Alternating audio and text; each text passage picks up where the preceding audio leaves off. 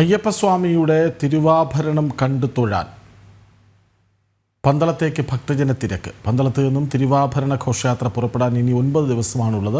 12-ാം തീയതി ഉച്ചയ്ക്ക് 1 മണിക്ക് ഘോഷയാത്ര പന്തളം വലിയ കോയിക്കൽ ധർമ്മശാസ്ത്ര ക്ഷേത്രത്തിൽ നിന്ന് പുറപ്പെടും.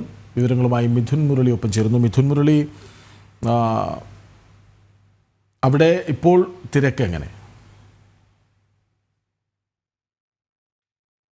തന്നെയാണ്. നമുക്കറിയാം, ഈ മകരവിളക്ക് എന്ന് പറയുന്നത് നമുക്ക് എല്ലാവർക്കും വളരെയധികം ആകാംക്ഷയോടെ നമ്മൾ കാത്തിരിക്കുന്ന ഒരു ദിവസം കൂടിയാണ്. ആ ഒരു സമയത്ത് ഈ തിരുവാഭരണം കണ്ടു തൊഴാനായി ഒത്തിരി പേർ അവിടേക്ക് എത്തുന്നുണ്ട്. മിഥുൻ അവിടെ നിന്ന് തുടരുന്നുണ്ട് എന്ന് മനസ്സിലാക്കാൻ സാധിക്കുന്നുണ്ട്. മിഥുൻ, ഒത്തിരി പേർ അവിടേക്ക് തിരുവാഭരണം കണ്ടു തൊഴാനായി എത്തുന്നുണ്ടോ? മറ്റ് വിവരങ്ങൾ എന്തൊക്കെയാണ്?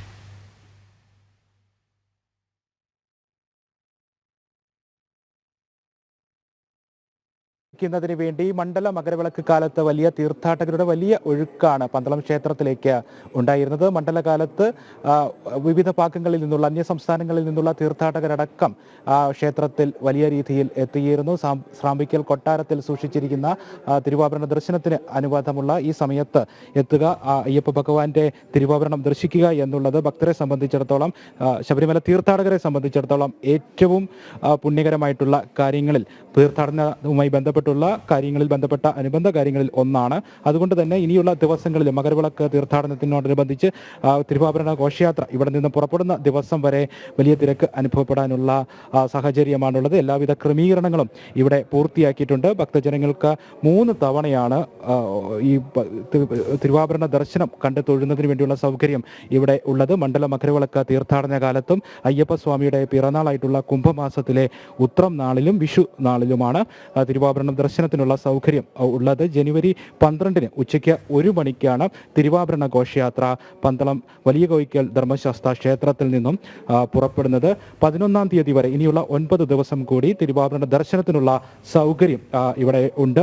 ശ്രാമ്പിക്കൽ കൊട്ടാരത്തിലുണ്ട്. 12-ാം തീയതി തിരുവാഭരണ ഘോഷയാത്ര പുറപ്പെടുന്ന അന്ന് രാവിലെ പുലർച്ചെ 5:30 ക്ഷേത്രത്തിന് ശ്രീകോവിലിന് മുന്നിലാണ് തിരുവാഭരണ ദർശനത്തിനുള്ള സൗകര്യം ഭക്തജനങ്ങൾക്ക് ഉണ്ടാവുക. അന്ന് ഉച്ചയ്ക്ക് 1 മണിക്ക് ഘോഷയാത്ര ഇവിടെ നിന്ന് പുറപ്പെടും. വിവിധ ഭാഗങ്ങളിലുള്ള സ്വീകരണങ്ങൾ ഏറ്റുവാങ്ങി തിരുവാഭരണ പാതയിൽ കൂടി അയ്യപ്പ ഭക്തരുടെ എല്ലാം സാന്നിധ്യത്തിൽ അവരുടെ എല്ലാം സ്വീകരണങ്ങൾ ഏറ്റുവാങ്ങി ആ തിരുവാഭരണ ഘോഷയാത്ര വണങ്ങുന്നതിന് വേണ്ടി കാത്തു നിൽക്കുന്ന ഭക്തരുടെ എല്ലാം ആ ഒരു വർഷത്തെ ആ കാത്തിരിപ്പിന്റെ നിമിഷങ്ങളിൽ കൂടിയൊക്കെ തിരുവാഭരണ ഘോഷയാത്ര 14-ാം തീയതി മകരസംക്രമ നാളിൽ വൈകിട്ട് ദീപാരാധനയ്ക്ക് മുൻപായിട്ട് സന്നിധാനത്ത് എത്തുകയും ചെയ്യും. ഇപ്പോൾ പന്തളം കൊട്ടാരം നിർവാഹക സമിതി സെക്രട്ടറി സുരേഷ് വർമ്മ തമ്പുരാൻ നമ്മളോടൊപ്പം ചേരുന്നുണ്ട്. ഈ മകരവിളക്ക് കാലത്ത് വലിയ തീർത്ഥാടകരുടെ വലിയ തിരക്ക് അനുഭവപ്പെടുന്നു. മണ്ഡലകാലത്ത് ഇനിയുള്ള ദിവസങ്ങളിലും തിരക്ക് പ്രതീക്ഷിക്കുന്നുണ്ട്. എന്തൊക്കെ ക്രമീകരണങ്ങളാണ് ഒരുക്കിയിരിക്കുന്നത്? ഘോഷയാത്രയുമായി ബന്ധപ്പെട്ടുള്ള ക്രമീകരണങ്ങളുടെ ഒരുക്കങ്ങൾ പന്തളം കൊട്ടാരവുമായി ബന്ധപ്പെട്ട് എത്രത്തോളം പൂർത്തിയായിട്ടുണ്ട്? മണ്ഡലകാലത്ത് നല്ല തിരക്ക് തന്നെയായിരുന്നു. അതുപോലെ ഇപ്പോഴത്തെ മകരവിളക്ക് കാലത്തെ തിരക്ക് പ്രതീക്ഷിക്കുകയല്ല, തിരക്ക് നമ്മൾ ആയിക്കഴിഞ്ഞു. കഴിഞ്ഞ ദിവസങ്ങളിലൊക്കെ ഇവിടെ ഭക്തജനങ്ങളിൽ വളരെയധികം തിരക്ക് അനുഭവപ്പെട്ടു. ഇന്നലെ തന്നെ ഇവിടെ ക്ഷേത്രനട അടയ്ക്കുന്നത് തന്നെ നമ്മൾ വൈകിയാണ് അടച്ചത്. അത്രയധികം ഭക്തജനങ്ങൾ ദർശനത്തിനായി പന്തളത്തെത്തുന്നുണ്ട്. എന്തൊക്കെ ക്രമീകരണങ്ങളാണ് ഇനിയുള്ള ദിവസങ്ങളിൽ ഒരുക്കങ്ങൾ? ഒപ്പം ഘോഷയാത്ര പുറപ്പെടുന്നതുമായി ബന്ധപ്പെട്ടുള്ള ഒരുക്കങ്ങൾ കൊട്ടാരം പ്രതിനിധി രാജവർമ്മ തമ്പുരാനാണ് ഇത്തവണത്തെ തൃക്കേട്ടനാൾ രാജരാജവർമ്മ തമ്പുരാൻ. അപ്പോൾ കൊട്ടാരവുമായി ബന്ധപ്പെട്ട എന്തൊക്കെ ക്രമീകരണങ്ങൾ, ഒരുക്കങ്ങളാണ് ഇനിയുള്ള 9 ദിവസം പൂർത്തിയാകാനുള്ളത്? അല്ലെങ്കിൽ ആ ക്രമീകരണങ്ങളെ പറ്റി ഒന്ന് വിശദമാക്കും. കൊട്ടാരത്തിലെ ഒരുക്കങ്ങൾ എന്ന് പറഞ്ഞാൽ മെയിനായിട്ട് നമ്മുടെ പെട്ടികൾ അതിനുവേണ്ട സജ്ജമാക്കുക എന്നുള്ളത് തന്നെയാണ്. തിരുവാഭരണ പെട്ടികൾ അതിനുവേണ്ടിയുള്ള എല്ലാ സജ്ജീകരണങ്ങളും കഴിഞ്ഞു. അതുപോലെ ഭക്തജനങ്ങളെ അന്ന് സ്വീകരിക്കുന്നതിനും വേണ്ട എല്ലാ ഒരുക്കങ്ങളും ഇവിടെ ആയിക്കഴിഞ്ഞു. രാജപ്രതിനിധി തൃക്കേട്ടനാൾ രാജരാജവർമ്മയാണ് ഈ കൊല്ലം തിരുവാഭരണ ഘോഷയാത്രയെ നയിക്കുന്നത്. അദ്ദേഹത്തിൻ്റെ തയ്യാറെടുപ്പുകളും എല്ലാം ഏകദേശം അവസാന ഘട്ടത്തിലാണ്.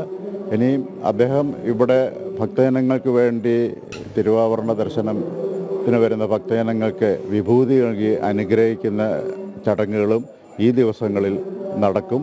അത് നടന്നുകൊണ്ടിരിക്കുകയാണ് കഴിഞ്ഞ ദിവസം തൊട്ട്. ബാക്കിയുള്ള നമ്മുടെ യാത്രയിലേക്ക് വേണ്ട എല്ലാ സജ്ജീകരണങ്ങളും ആയിട്ടുണ്ട്. നമ്മുടെ തിരുവാഭരണ വാഹകരൊക്കെ എല്ലാം സജ്ജമായി. അവരുമായിട്ട് ഇന്നലെ ഞങ്ങളൊരു കൂടിക്കാഴ്ച ഉണ്ടായിരുന്നു. അവരെ എല്ലാം ഇതിനു വേണ്ടിയിട്ട് എല്ലാ ക്രമീകരണങ്ങളും, അവർക്ക് നിർദ്ദേശങ്ങളും എല്ലാം കൊടുത്തു കഴിഞ്ഞു. ഇനിയൊന്നുമില്ല. നമ്മൾ ആ മുഹൂർത്തം നമ്മൾ ഇങ്ങനെ ത്തിന് വേണ്ടിയിട്ട് കാത്തിരിക്കുകയാണ്. ബാക്കിയെല്ലാം ഒരുക്കങ്ങളുമായി. തിരുവാഭരണ പാതയുമായി ബന്ധപ്പെട്ട സജ്ജീകരണങ്ങൾ പൂർത്തിയായിട്ട് പന്തളം കൊട്ടാരത്തെ അറിയിച്ചിട്ടുണ്ടോ? തിരുവാഭരണ പാതയും എല്ലാം പൂർത്തിയായിട്ടുണ്ട് എന്നുള്ളത് കഴിഞ്ഞ ദിവസം ഇവിടെ നടന്ന മീറ്റിംഗ് ഉണ്ടായിരുന്നു. അതിനകത്തും ചില സ്ഥലങ്ങളിൽ ചെറിയ ഫിനിഷിംഗ് വർക്കുകൾ നടക്കുക. ഇനിയുണ്ടല്ലോ 10 ദിവസം കൂടെ. അപ്പോൾ അതിനകത്ത് എല്ലാം പൂർത്തിയാകും.